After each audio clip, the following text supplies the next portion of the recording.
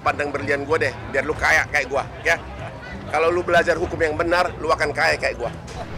Nggak ada persiapan. Saya udah bilang sama Vena, cuekin aja.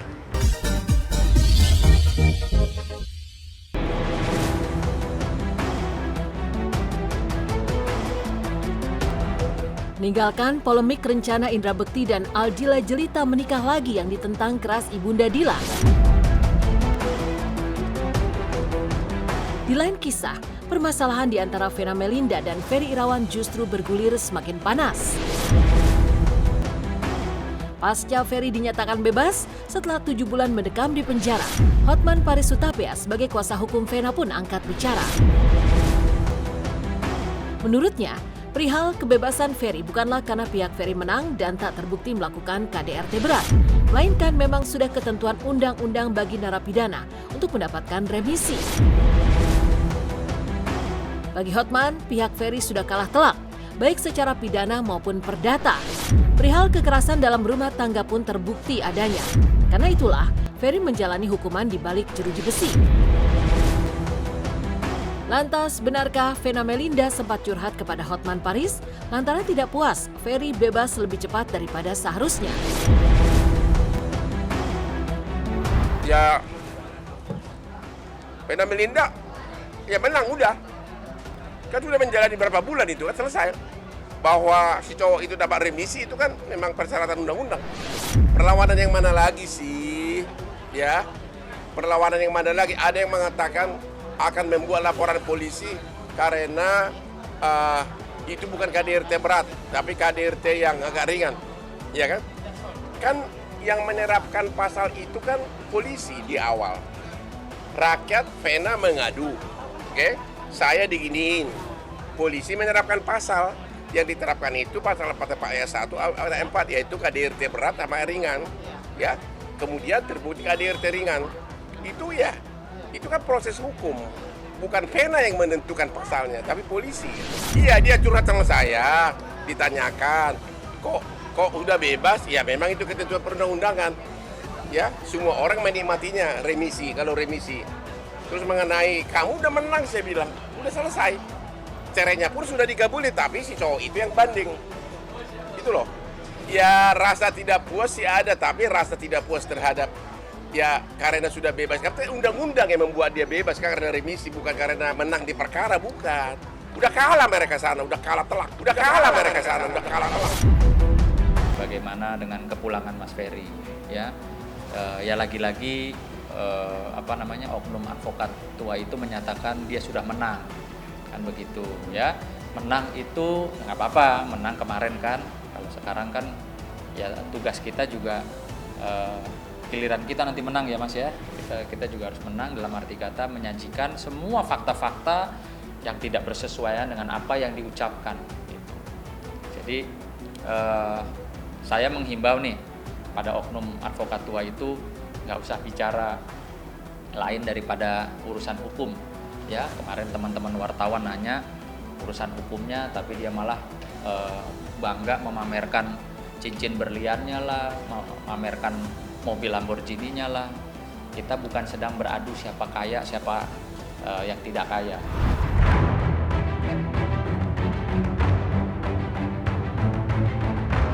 Sempat beredar kabar bahwa pihak Ferry Irawan masih merasa tidak terima karena KDRT yang terbukti di persidangan adalah ringan, bukan berat seperti yang selama ini digembar-gemborkan. Namun bagi Hotman Paris Hutapea, apapun langkah yang diambil pihak Ferry, dia tidak akan merasa gentar atau merasa pusing untuk menghadapinya. Karena sejatinya Ferry sudah terbukti dihukum. Begitu pula dalam proses perceraian, Vena dianggapnya juga sudah menang telak. Justru menurut Hotman Paris, pihak Ferry hanya ingin mencari sensasi atau justru merasa tidak puas dengan kekalahan mereka, sehingga seolah tak ada hentinya. Nggak usah lah, somasi, akan mengajukan gugatan, saya udah dengar itu, Vena udah curhat ke saya tentang itu. Jadi orang yang mengatakan akan mensomasi Vena gara-gara divonisnya adalah hukuman ringan. Lu pandang berlian gue deh, biar lu kaya kayak gue, ya. Kalau lu belajar hukum yang benar, lu akan kaya kayak gue. Nggak ada persiapan. Saya udah bilang sama Vena, cuekin aja. Saya bilang sama Vena kalau ada ancaman seperti itu, bilangin Hotman bilang gini, nih gitu kan, nih. Dah, jadi bagi orang yang ngancam-ngancam, nih enteng, ringan. Nanti gua aja lu naik Lamborghini, biar lu merasakan jadi orang sukses karena bekerja keras dan tidak suka fitnah dan tidak suka pamer di TV. Oke? Vena tetap tenang. Vena sudah menang perdata, menang pidana. Kalau ada orang tidak puas, ya pengen masuk TV kali. Nih, gua kasih pisang goreng lo. Nih, ya. Nggak ada. Jadi gini, perlu diluruskan ya, bahwa Mas Ferry ini sudah tidak ada dendam. Ya, 7 bulan Mas Ferry ini ya taat dalam memperbaiki diri ya, beribadah, menjalankan sunnah-sunnahnya, mengintrospeksi diri. Artinya Mas Ferry pulang ini bukan mengajak sesuatu kayak seperti orang mau balas dendam gitu, tidak. Saya katakan tidak, tapi lebih kepada Mas Ferry ini hanya ingin berbagi rasa kepada orang-orang yang mungkin dianggap selama ini dengan sengaja atau dengan maksud dan tujuan tertentu menjatuhkan, merusak karakternya Mas Ferry. Mas Ferry hanya ingin berbagi rasa.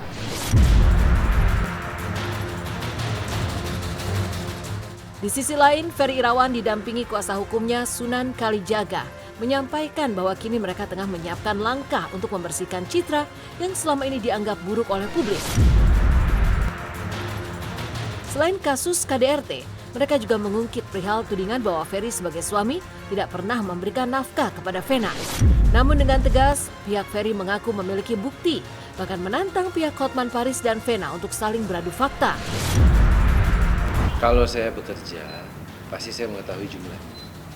Bahwa seorang Ferry Irawan itu adalah laki-laki yang tidak memberikan nafkah, itu dapat saya pastikan selaku orang hukum itu tidak benar. Sementara ini yang saya pegang ya, ada bukti kontrak.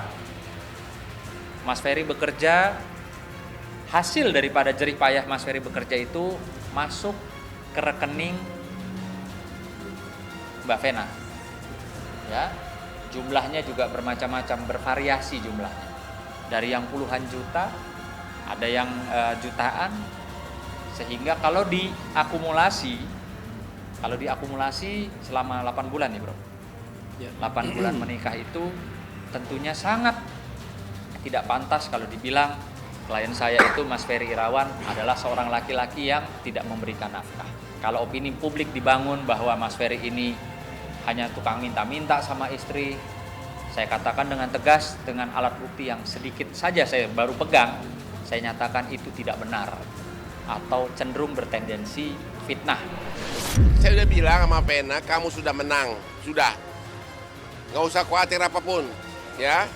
Kalau ada oknum ribu-ribu di sana mau somasi, nih aku hadapin, ya. Kecil, oke? Hotman. Dan selama 5 bulan terakhir tidak pernah ngasih nafkah ya? 3 bulan. 3 bulan tidak pernah ngasih nafkah. Jadi kamu yang ngasih duit sama dia atau gimana? Saya mencukupkan kehidupan. Jadi kamu yang membiayai keluarga.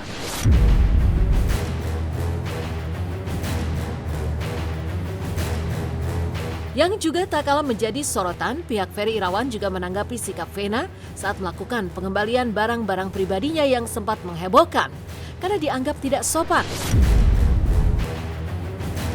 Bahkan Ibunda Ferry pun sempat mengutarakan rasa geram dan sakit hatinya karena aksi pengembalian barang oleh Vena di depan publik. Namun di sisi lain, Ferry mengaku bahwa dirinya sudah memaafkan pihak-pihak yang dirasa sudah menzaliminya serta keluarga dan juga tidak merasakan trauma apapun.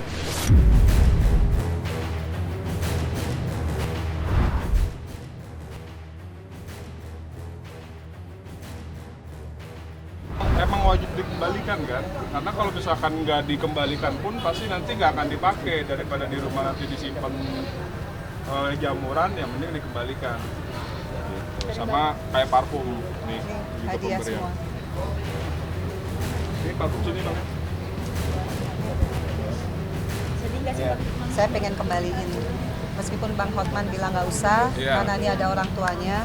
Saya tidak ingin mengkip cincin ini. Ini cincin hadiah dari Ferry Irawan, hadiah ulang tahun saya yang saya bilang memang belum dilunasi.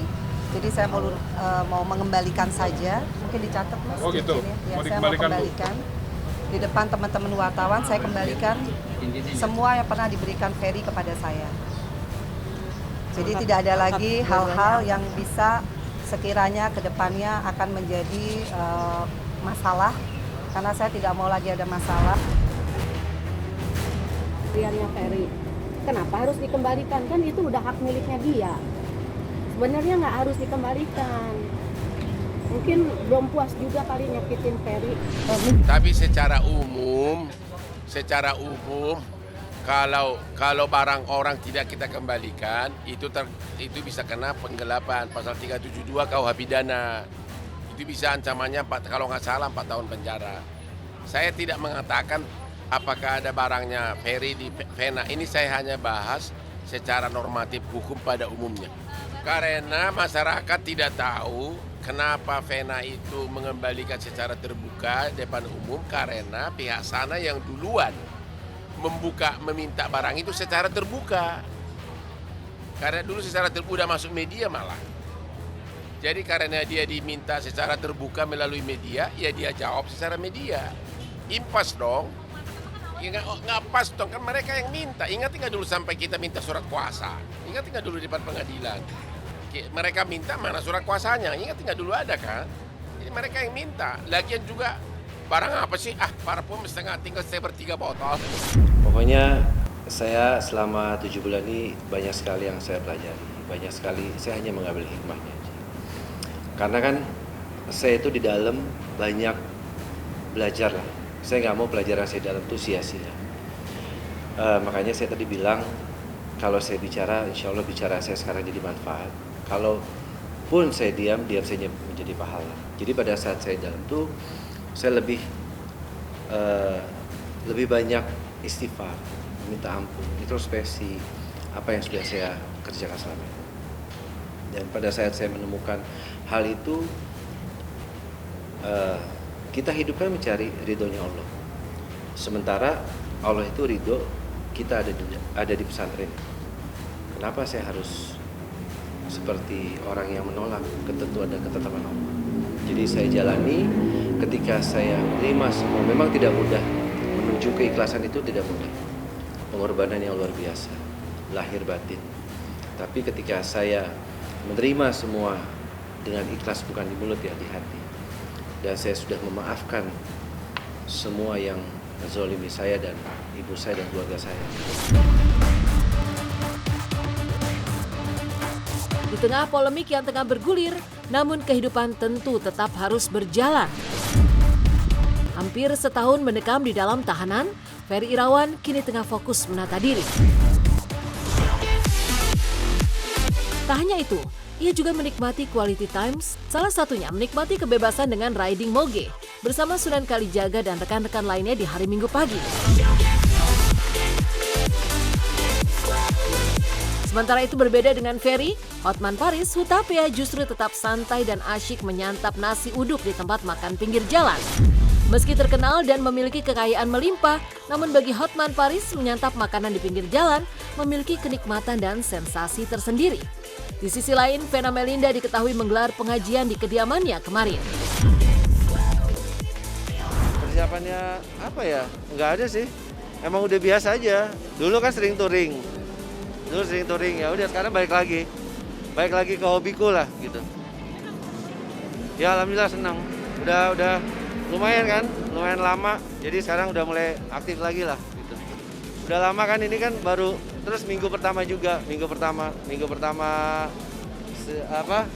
sejak dari pesantren. Nah ini baru ketemu teman-teman, ketemu komunitas, senang lah.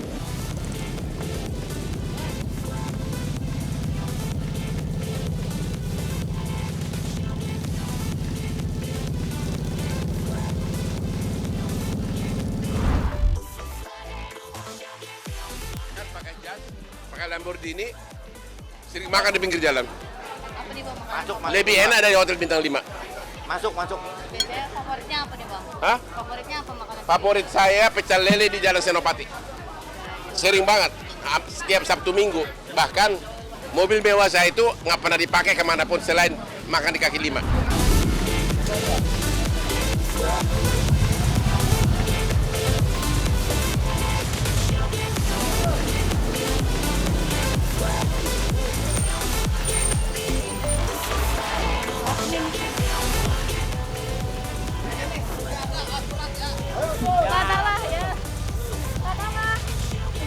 Kalau saya sih planning ke depan itu yang tadi saya udah bilang ya. Saya fokus kepada hal-hal yang positif. Dan saya fokus kepada orang-orang yang menyayangi saya, mencintai saya, khususnya mami saya, keluarga, dan ini juga sekaligus Bang Sunani dan Bang Jeffrey Surabaya itu udah bukan sahabat lagi, udah saudara saya juga. Gitu. Jadi lebih baik saya fokus pada orang-orang yang sayang sama saya. Dan saya fokus lebih untuk memperbaiki diri daripada fokus untuk memikirkan omongan orang.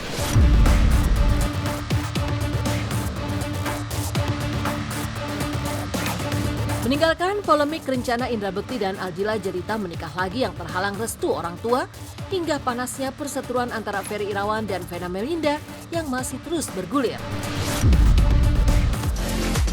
Selanjutnya, simak kisah deretan artis cantik yang pasca menikah memilih mengurangi kegiatannya di dunia keartisannya dan fokus mengurus keluarga. Siapa sajakah mereka?